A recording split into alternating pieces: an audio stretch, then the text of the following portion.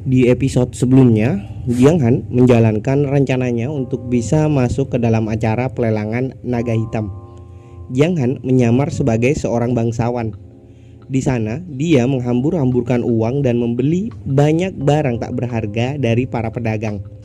Alhasil, dia menjadi pusat perhatian banyak orang yang berada di sana. Tak terkecuali dua orang ini yang merupakan anggota Kamar Naga Hitam. Setelah mereka memeriksa informasi tentang Jiang Han, mereka akhirnya mengetahui jika Jiang Han bernama Yun Pan dan dari keluarga Yun. Tanpa semua orang sadari, si pria mampu melihat kualitas barang yang dibeli secara acak oleh Jiang Han. Meski terkesan Jiang Han membelinya secara acak dari para pedagang, dengan analisanya, si pria menilai Jiang Han adalah salah seorang bangsawan yang luput dari perhatiannya. Sebuah perintah ia sampaikan pada rekannya agar bagaimanapun caranya Jiang Han harus bisa ikut dalam acara pelelangan miliknya. Kemudian si wanita yang mendapat perintah tersebut segera mendekati Jiang Han. Dia juga memberikan tempat VIP nomor 1 pada Jiang Han. Dengan kesepakatan tersebut, Jiang Han juga mengajukan penawaran agar barang milik Jiang Han juga harus dapat dijual di acara pelelangan tersebut. Oke, seperti biasa, jangan lupa subscribe, like, dan komen agar admin tambah semangat untuk membuat video selanjutnya. Dan bagi kalian yang ingin mentraktir kopi, link traktiran sudah admin sediakan di kolom deskripsi di bawah. Tanpa banyak basa-basi lagi, semoga kalian terhibur dengan cerita kali ini. Cerita kali ini dimulai dengan Jiang Han yang menunjukkan blind box yang akan dijualnya di acara pelelangan. Jiang Han mengatakan jika barang tersebut adalah barang yang diberikan oleh senior Cheng Longyin beberapa waktu lalu, atau yang kita sebut dengan kakek Chen. Linji terkejut setelah mendengar nama orang itu. Sambil berkeringat dingin, dia menemukan fakta bahwa Jiang Han berhubungan dekat dengan senior Chen Longyin. Dikarenakan kamar dagang naga hitam mulai sulit mendapatkan pasokan barang-barang bagus, Linji beranggapan akan sangat menguntungkan jika para tamu dan undangan mengetahui bahwa kamar dagang naga hitam mempunyai pasokan barang dari senior Cheng Longyin. Jiang Han berkata, "Senior Chen membuat 10 blind box seperti itu, dan aku tidak diberitahu isi di dalamnya. Senior Chen bilang akan ada kejutan ketika aku membukanya nanti. Untuk harganya, masing-masing berharga 100.000 koin emas. Jadi aku tidak peduli dengan uangnya, aku hanya ingin menonton kesenangan apa yang akan terjadi di sana." Linji pun yang juga melihat segel atau tanda tangan senior Chen ada pada blind box. Dirinya begitu sangat antusias, apalagi dengan harga yang disebutkan Jiang Han. Itu benar-benar akan bisa menghasilkan banyak sekali uang. Asisten saya akan memberitahu kepada presiden cabang mengenai blind box ini, dan Anda akan diantar oleh orang lain ke ruang VIP di lantai paling atas. Sambil menatap kepergian Jiang Han, Linji bergumam bahwa karakter keluarga Yun dan latar belakang senior Cheng Longyin, Jiang Han memanglah seseorang yang tidak bisa diremehkan. Lalu cerita berpindah pada Jiang Han yang sedang diantar untuk melihat ruangan miliknya. Di sana terlihat juga permintaan Jiang Han sebelumnya yang sudah disiapkan serta sebuah topeng untuk menyembunyikan identitas Jiang Han. Tidak beberapa lama kemudian, terlihat seorang datang ke tempat tersebut. Mereka mengatakan jika mereka berdua ingin memesan ruang VIP nomor 1. Lalu si pelayan yang mengantar Jiang Han menjelaskan jika ruangan tersebut sudah diatur sebelum acara pelelangan, dan Jiang Han lah orang yang sudah terdaftar terlebih dahulu untuk menempati ruangan tersebut. Dan untuk mereka yang baru datang, sudah terdaftar di kamar VIP nomor 2. Diketahui jika orang ini bernama Fu Zongzhu dari sekte Suelan. Fu Zong mendorong si pelayan karena dianggap telah meremehkan dirinya dan sekte Suelan. Dia berteriak tetap akan menempati ruangan VIP nomor 1. Sembari melindungi si pelayan, Jiang Han berkata, "Apa yang sebenarnya kau lakukan? Dan apa kau hanya berani menggertak seorang gadis kecil seperti dia? Alasan kau tidak bisa menempati ruangan ini itu karena kau tidak cukup memberikan uang untuk membayarnya. Kesal dengan perkataan Jiang Han, Fu Zong mengambil segepok uang dari dalam bajunya. Uang tersebut berjumlah 20 juta emas. Dia mengancam akan membunuh Jiang Han jika tidak pergi dari ruangan tersebut. Sekte Suelanku bukan sekte tingkat bawah. Kau jangan pernah berpikir bisa melakukan apapun dengan uang. Kakakku adalah Rana Sain. Apakah kau masih belum selesai? Fu Zong berbicara, Lin Wu berteriak, "Bacot!" Dia mengeluarkan sedikit kekuatannya agar Fu Zong tidak lagi berani mengancam Jiang Han. Sambil berkeringat dingin, Fu Zong terkejut. Dia bergumam, "Apa? Rana Sain? Pelayan orang ini ada di Rana Sain? Aku bahkan tidak dapat menyadari sebelumnya. Jadi maaf, uang tidak terlalu penting untukku," ujar Jiang Han yang sebenarnya dirinya sudah tidak memiliki uang sepeser pun untuk saat ini. Tidak beberapa lama kemudian, Presiden Naga Hitam datang ke tempat itu.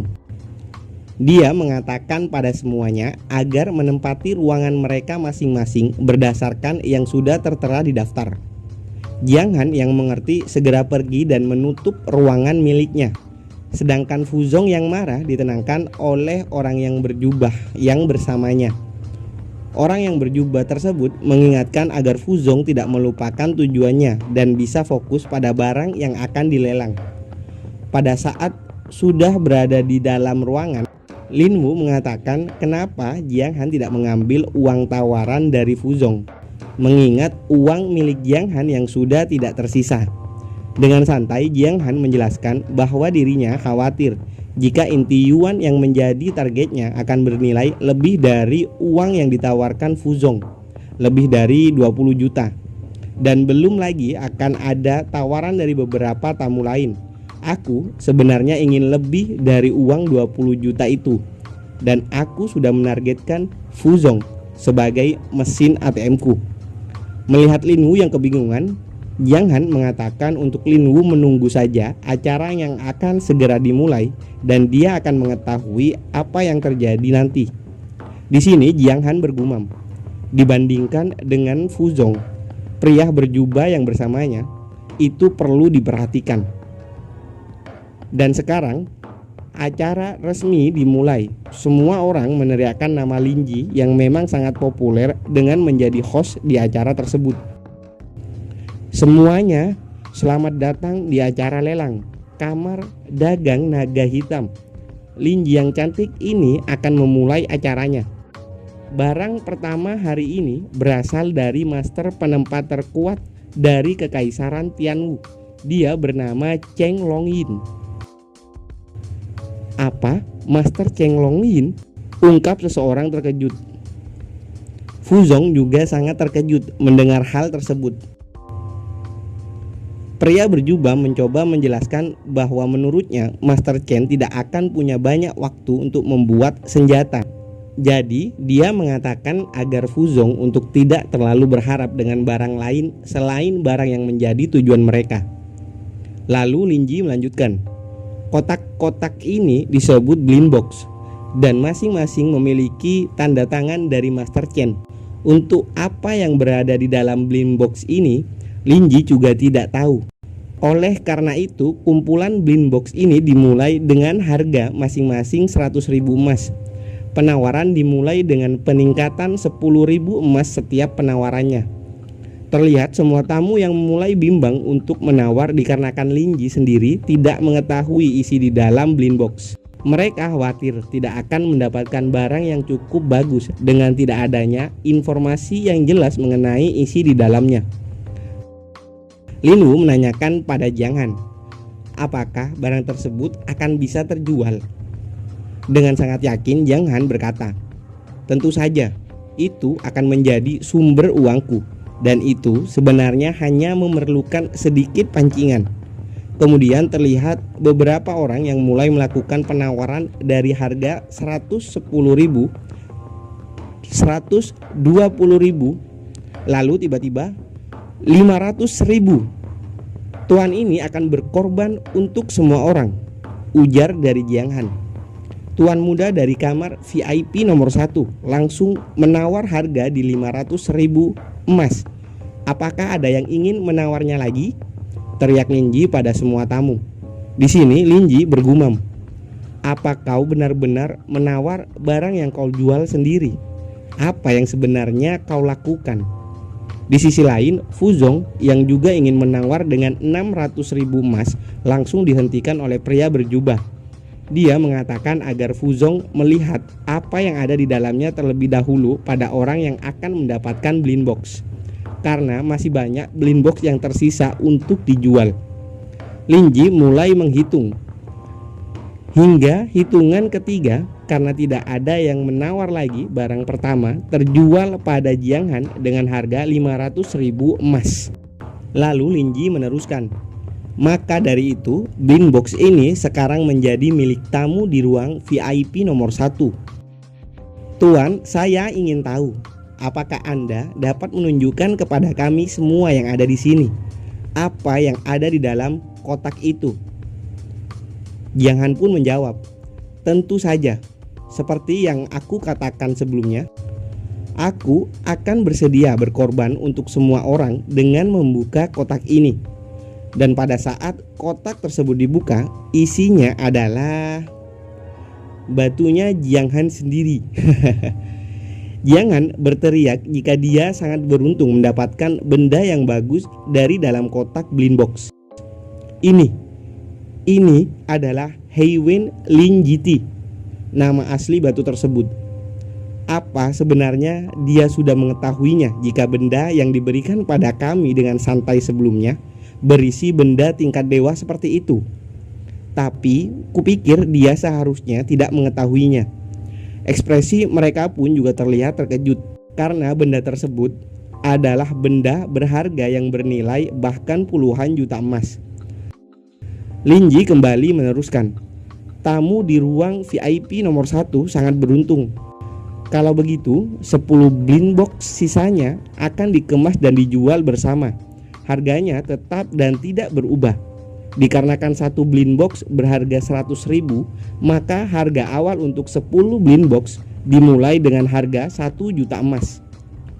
Tepat setelah Linji mengatakan harganya, orang ini langsung menawar dengan tawaran 10 juta emas. Diketahui jika orang ini bernama Han, orang terkaya di kota Yusui. Dia memasang penawaran tinggi agar orang lain tidak bersaing dengan dirinya. Akan tetapi Jiang Han menawar 20 juta. Fuzong menaikkan tawaran di angka 25 juta. Jiang Han membalas bahwa dirinya menawar 30 juta. Fuzong yang kesal lalu menawar dengan 40 juta emas. Dirinya memikirkan keuntungan yang akan didapat dengan membayangkan semua blind box berisikan barang-barang yang mahal. Han yang melihat Fuzong menawar dengan harga tinggi, dia menganggap jika Fuzong terlalu mengambil resiko yang tinggi. Menurutnya Fuzong sangat gila. Akan tetapi Han kemudian mendengar tawaran kembali, 50 juta emas. Itu adalah Jiang Han yang tidak mau mengalah. Sebelum Fuzong menawarnya lagi, pria berjubah menghentikan Fuzong. Dia mengingatkan kembali tujuan mereka datang ke tempat pelelangan. Alhasil Fuzong menawar dengan hanya 50 juta 100.000 emas. Jiang Han yang melihatnya langsung mengejek Fuzong yang hanya menaikkan 100.000 emas saja. Kenaikan harga penawaranmu terlalu membosankan. Aku akan menyerahkannya padamu. Aku tidak ingin ikut dalam penawaran lagi. Lin Wu yang penasaran mencoba menanyakan isi blind box sisanya pada Jiang Han. Apakah isi di dalamnya juga barang yang begitu berharga? Sambil tersenyum, Jiang Han membalas jika isinya adalah barang-barang yang hanya bernilai sebagai sebuah seni. Kini blind box sebanyak 10 kotak sudah berada di kamar Fuzong. Sambil memikirkan dan membayangkan isinya yang sama berharganya dengan yang didapat oleh Jiang Han, Fuzong sangat senang sekali dengan usahanya mendapatkan blind box tersebut. Dari ruangan miliknya, Fuzong berteriak agar semua orang yang berada di sana melihat dirinya yang akan segera membuka blind box satu persatu. Semua orang pun terlihat sangat antusias. Mereka juga penasaran dengan isi yang ada di dalamnya. Begitu kotak pertama dibuka, cahaya terang bersinar dari dalam kotak tersebut. Dan betapa terkejutnya Fuzong dengan isi kotak pertama. Itu adalah hasil seni yang menyerupai mainan. Begitu juga dengan isi box yang lain. Semua hanya berisikan barang-barang yang bernilai seni dan bukan barang yang sangat berharga. Semua tamu yang menyaksikan kejadian tersebut tertawa terbahak-bahak. Jiang Han juga ikut menertawai Fuzong sembari memamerkan batu yang dia dapatkan dari blind box sebelumnya. Fuzong pun sangat menyesal telah menghabiskan banyak uang hanya untuk barang yang tidak berguna seperti yang dia dapatkan. Merasa dirinya telah tertipu, dia pun mencoba menanyakan hal tersebut kepada Lin Ji. Akan tetapi, Lin Ji menjelaskan bahwa dirinya dan kamar dagang sudah memberitahukan situasinya di awal pelelangan, dan itu juga disaksikan semua orang yang berada di sini. Dan harga awal yang ditetapkan juga hanya ratusan ribu. Harga yang cocok dan pas untuk sebuah barang yang bernilai seni. Malu dengan dirinya sendiri, Fuzong yang kesal menghancurkan semua barang yang didapatkannya dari blind box. Pria berjubah kembali menegur Fuzong. Namun kali ini pria berjubah terlihat sangat marah dan kesal terhadap Fuzong. Jiang Han juga mengatakan kepada Lin Ji untuk melanjutkan kembali acara pelelangannya. Lin Ji bergumam, "Aku memang telah menawarkan 1 dari 11 kotak. Tetapi dia baru saja mendapatkan kotak yang paling berharga. Apakah itu benar-benar keberuntungan?" Lin Wu juga mengatakan hal yang sama kepada Jiang Han yang dianggap telah beruntung sebelumnya. Sambil melepas topengnya, Jiang Han berkata, "Tidak ada keberuntungan yang nyata kali ini. Itu semua hanya sebuah persiapan dengan pertimbangan yang matang. Rencanaku memang memberi 11 kotak pada Lin Ji. Aku juga tahu pasti hal baru seperti blind box tidak akan dapat diterima langsung dengan mudah oleh para tamu. Jadi aku menyarankan Lin Ji untuk mencoba menjual 1 kotak terlebih dahulu. Meski tadi Lin Ji memilihnya secara acak, akan tetapi semua itu sebenarnya adalah petunjuk dariku. Pertama, pada saat menyerahkan blind box kepada Lin Ji, box yang aku targetkan diberikan terakhir.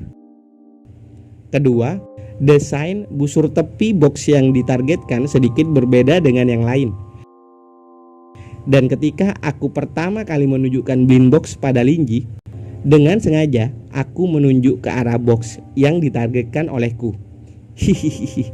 Ditambah dengan sedikit pengaruh rahasia dari kekuatan jiwaku, pada akhirnya rencananya menjadi sempurna." Sembari menatap punggung Jiang Han, Lin Wu bergumam, "Dia terlihat seperti orang bodoh sebelumnya, tetapi aku tak menyangka ternyata dia mempunyai begitu banyak persiapan. Aku jelas-jelas mengikutinya dari awal rencana dimulai. Tetapi aku masih tidak bisa menyadarinya sedikit pun. Dia bukan orang yang bisa diremehkan." Setelah kejadian itu, lelang kembali diteruskan. Jiang Han juga secara acak menaikkan harga berdasarkan situasi lelang. Dia mengganggu harga pasar dan tentu menghabiskan dana orang lain. Jiang Han juga mendapatkan apa yang menjadi tujuannya untuk mengikuti acara lelang. Dia berhasil memperoleh inti yuan dengan harga 40 juta emas. Sisa uang Jiang Han untuk saat ini kira-kira hanya tinggal 10 juta emas.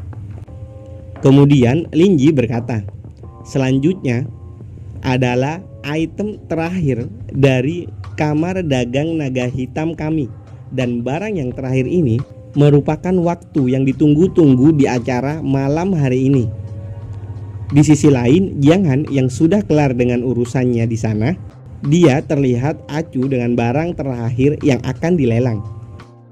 Namun, tiba-tiba lantai panggung di belakang Lin Ji terbuka dan membentuk sebuah ruangan. Barang terakhir muncul dari bawah lantai panggung. Pada saat barang tersebut muncul, hal itu ternyata mengejutkan semua tamu yang hadir. Jiang Han yang tadinya acuh tiba-tiba ternotis akan sesuatu. Dirinya menyadari hal yang tak biasa pada barang terakhir yang akan dilelang. Lin Ji pun memperkenalkan barang lelang yang terakhir. Para tamu sekalian, ini adalah Kaisar Naga Puncak Rana Sain. Naga Kaisar Angin Bermata Tiga. Ini merupakan mayat naga yang masih utuh. Aku harus membelinya, ujar Han dan pria berjubah secara bersamaan. Hei, tunggu. Aku tidak tahu akan ada hal seperti ini. Perasaanku saat ini itu adalah sebuah panggilan darah, ujar Jiang Han yang merasakan darahnya yang bergejolak melihat bangkai naga di depannya. Oke, sampai di sini dulu. Tetap tunggu cerita kelanjutannya dan see you.